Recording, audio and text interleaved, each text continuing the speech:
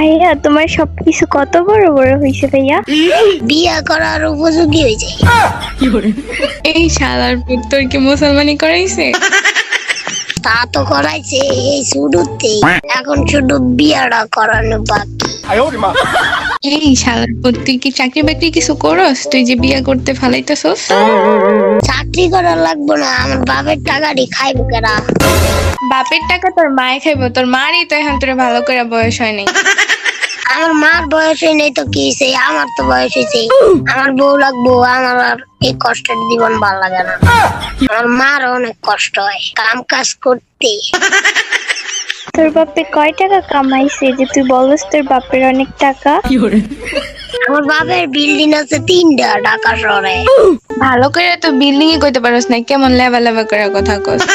তাইলে অসুবিধা কি, টাকা তো আছে, এই ধর টাকাটা ঢাকায় দিব।